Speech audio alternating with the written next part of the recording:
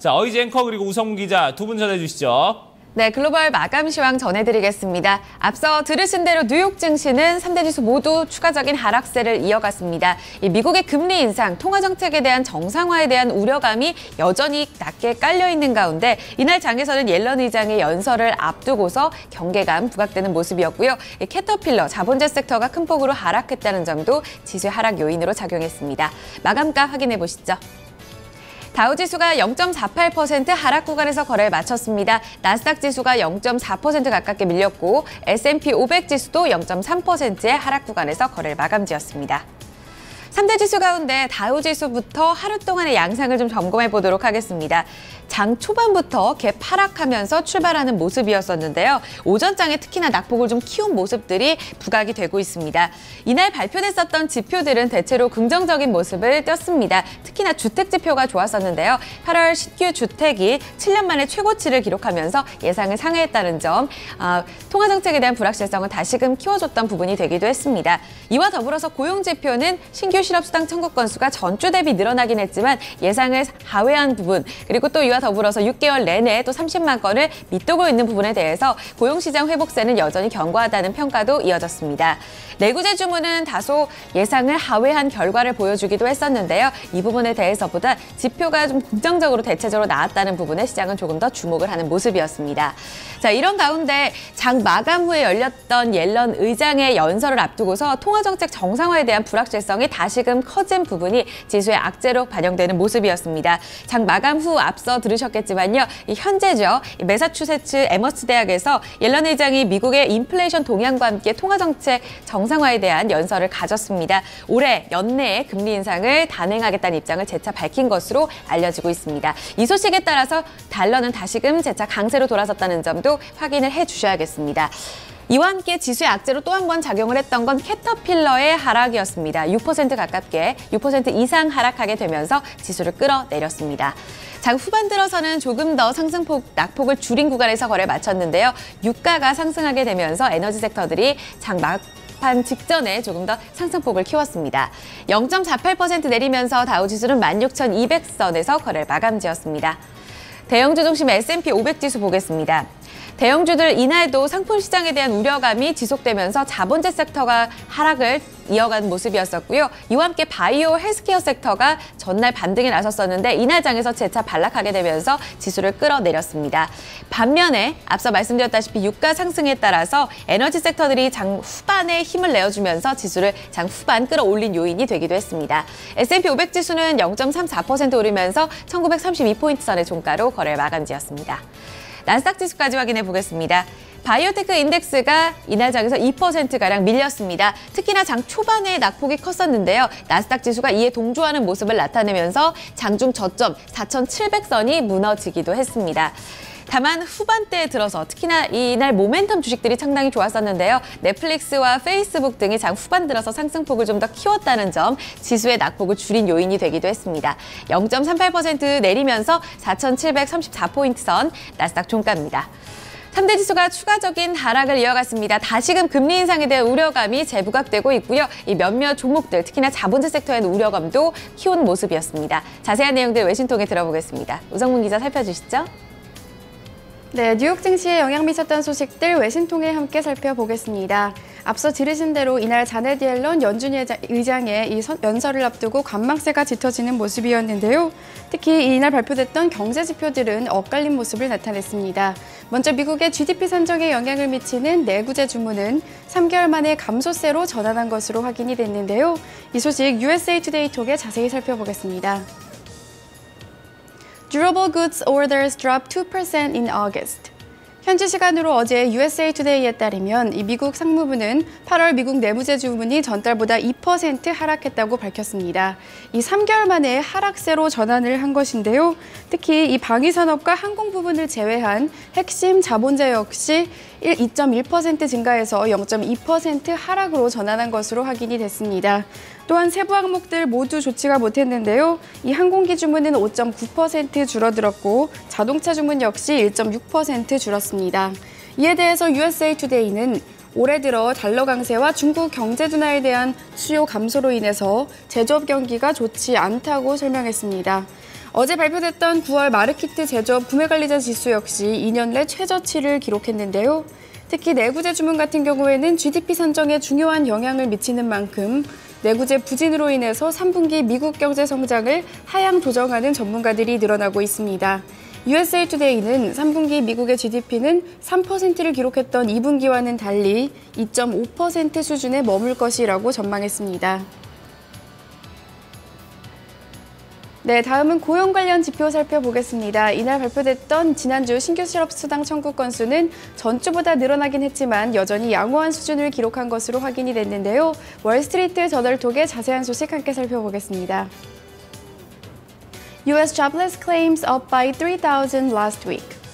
현지 시간으로 어제 월스트리트 저널에 따르면 미국 노동부는 19일로 끝난 신규 실업수당 청구 건수가 3,000건 늘어난 26만 7천 건을 기록했다고 밝혔습니다.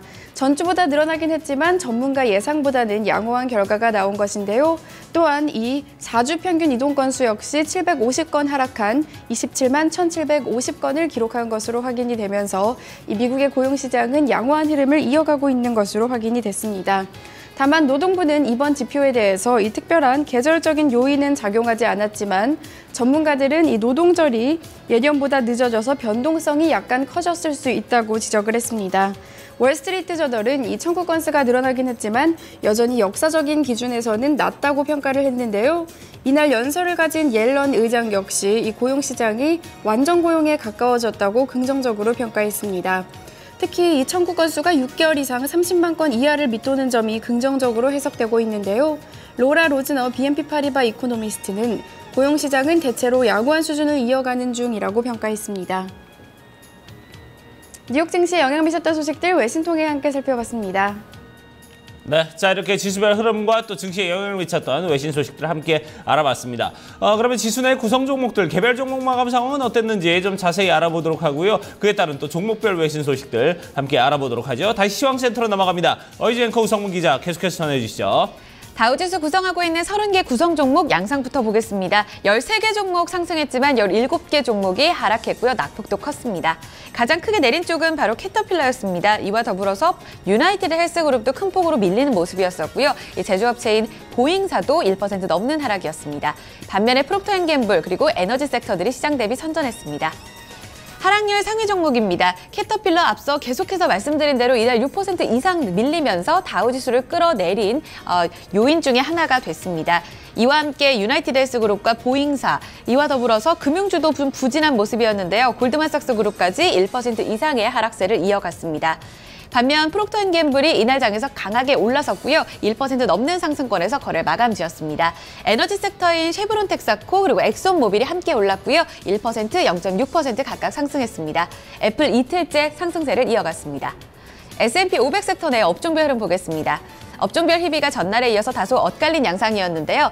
경기 방어적 섹터인 유틸리티가 이날 장에서 강하게 올라주는 모습을 띄었었고요. 에너지 섹터가 상승을 해준 모습이었지만 바이오 헬스케어 섹터, 자본재 섹터 추가적으로 밀렸습니다. 이날 특징주입니다. 다우지수 내에서 가장 큰 폭으로 내린 캐터필러 확인해 보시죠. 장중 저점 꾸준히 유지되는 구간에서 거래를 마감 지었습니다. 대규모 감원과 함께 실적 전망치를 하향 조정했다는 소식이 겹 악재로 작용했습니다. 이례적으로 구조조정 소식에도 큰 폭으로 내린 건데요. 이 부분은 실적 전망 하향 조정과 맞물리게 되면서 장기적으로 앞으로에 대한 전망이 불확실성으로 이어졌기 때문으로 풀이가 되고 있습니다. 6.27% 내리면서 65달러 80센트의 거래를 마감 지었습니다. 한 종목 더 보시죠. 이날 나스닥 지수, S&P 500 지수 내에서 큰 폭으로 오른 종목 바로 넷플릭스입니다. 이제 다음 달 10월 14일에 실적을 발표하게 되는데요. 골드만삭스 그룹이 넷플릭스, 이번에 실적이 상당히 좋을 것이다. 전년 동기 대비 큰 폭으로 좀 증가할 것이라는 전망 내놓게 되면서 투자 심리 상당히 개선됐습니다. 6% 가까이 오르면서 103달러 76센트로 거래 마감 지었습니다.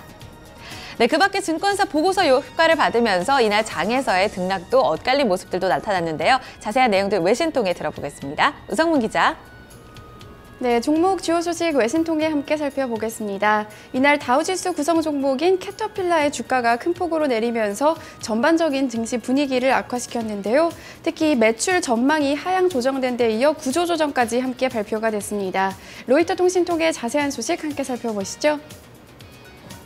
Caterpillar slashes revenue forecast, cutting up to 10,000 jobs. 현지 시간으로 어제 로이터 통신에 따르면 캐터필러는 2018년까지 약 10,000명에 가까운 직원을 해고할 예정이라고 밝혔습니다. 또한 올해 말까지는 우선 4,000명에서 5,000명에 가까운 직원을 해고하겠다는 입장인데요. 이번 감원으로 인해서 15억 달러 정도의 비용이 절감될 것이라는 평가입니다. 이와 함께 캐터필러는 이 올해 매출 전망치를 하향 조정했는데요. 기존의 488억 2천만 달러에서 480억 달러로 약 10억 달러 가까이 매출이 낮아질 것이라고 전망을 했습니다. 캐터필러는 내년까지 매출이 4년 연속 감소할 것으로 보인다고 전했는데요. 90년 역사상 4년 내내 매출이 줄어드는 것은 이번이 최초가 될 것으로 보입니다. 최근 원자재 가격이 하락하면서 캐터필러의 실적에도 타격을 주고 있는데요. 특히 유가 하락은 사업에 직격탄을 주고 있다는 평가입니다.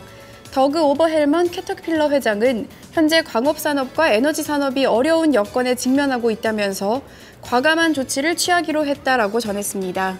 이 소식에 뉴욕 증시에서 캐터필러의 주가는 6.28% 급락했습니다. 네, 다음 종목은 어페럴 업체 폴로 랄프 로렌입니다.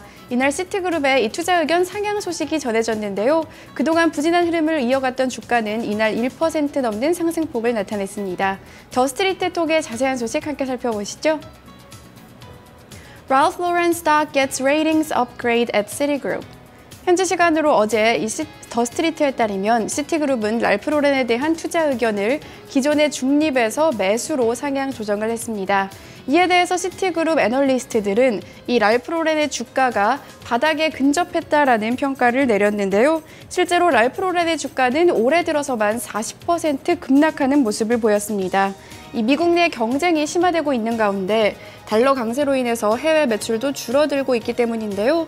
그러나 시티그룹의 전략가들은 최근 매출 증가에 대한 기대감이 커지고 있다고 전했습니다. 새로운 프로모션과 해외 매장 확장에 따른 기대감이 커진다는 평가인데요. 이와 함께 지난 목요일 랄프 로렌은 맨하튼 매장에서 새로운 콜렉션을 공개했는데 이와 관련해서 소비자들의 반응도 좋았다는 평가입니다. 다만 더 스트리트는 여전히 폴로의 주가가 완전히 바닥을 찍었냐에 대해서 의구심이 든다고 지적하기도 했는데요. 따라서 시티그룹과는 별도로 폴로에 대한 투자 의견을 보유로 제시했습니다. 이 소식에 폴로 랄프 로렌의 주가는 1.05% 상승했습니다. 종목 주요 소식까지 외신통해 함께 살펴봤습니다. 네, 자 이렇게 종목별 마감 상황과 또 종목별 외신 소식도 함께 좀 알아봤습니다. 그러면 유럽 증시는 또 어떻게 마감이 되는지 알아보도록 하고요. 또 상품 환율 채권 시장 마감 상황도 한번 체크를 해보도록 하죠. 어이젠커가 전해드립니다. 네, 앞서 유럽 증시는 하락세를 이어가는 모습이었습니다. 하루 만에 좀 반락하는 모습이었고요. 폭스바겐이 추가적인 상승을 이어갔지만 전반적인 자동차주의 투자 심리는 여전히 어두웠습니다. 영국 푸츠백 지수가 1.17%, 독일 닥스 지수가 2% 가까운 낙폭을 기록했고요. 프랑스 까크 지수 역시 1.93% 하락권에서 거래 마쳤습니다. 이어서 상품 시장입니다. 국제유가는 저가 매수세에 유입이 되는 모습이었고요. 다만 장중에 뉴욕 증시 하락으로 인해서 상승폭은 제한적이었습니다. 배럴당 1% 오르면서 44달러 91센트 기록했고요. 금값은 금리 인상에 대한 우려감 불확실성이 부각되면서 2% 오르면서 1,153달러 선을 기록했습니다. 곡물 가격은 대체로 내렸습니다. 옥수수 가격은 전날보다 0.3% 내린 부실당 3달러 82센트 기록했습니다. 이어서 주요 지수입니다. 필라델피아 반도체 지수 추가적으로 내렸고요. 0.17% 소폭 밀린 구간에서 거래 마쳤습니다. 공포지수인 빅스 지수가 6% 오른 가운데 BDI 발틱 운임 지수가 5포인트가량 반등에 나서면서 922포인트 선 기록했습니다. 마지막으로 외환 채권 시장 점검해 보시죠. 어제 서울 야시장에서 원달러 환율은 추가적인 상승세에 이어갔습니다. 다만 중국과 국내 증시 다소 하락세가 진정된 국면에서 상승폭 제한적이었었고요. 1원 30전 올랐습니다. 간밤 달러 흐름은 강세로 출발해서 약세로 전환하는 모습 띄었었는데요. 장 마감 후에 옐런 의장의 연설 이후, 그러니까 첫 금리 인상이 올해가 될 것이다라는 의견이 전해진 이후에는 달러 강세로 재차 전환했다는 점 확인해 주셔야겠습니다. 미국채 10년물 금리는 전거래보다 소폭 내리면서 2.13% 수익률을 기록했습니다. 지금까지 글로벌 마감 동향이었습니다. 네, 자 이렇게 글로벌 마감 동향까지 모두 다 살펴봤습니다. 자 오늘 날씨 상당히 무더울 것 같습니다. 29도까지 낮 기온 올라간다고 하는데요. 예년에 좀 더운 날씨를 좀 다시 좀 찾는 모습입니다. 추석 연휴 계속해서 좀 좋은 날씨가 이어지고 또 슈퍼문도 볼 수 있을 것 같다고 하니까요. 기대감으로 오늘 하루 출발을 해보시길 바라겠습니다. 자 토마토 모닝쇼 1부 순서 마무리 짓도록 하고요. 저희 잠시 후에 2부에서 다시 뵙도록 하겠습니다.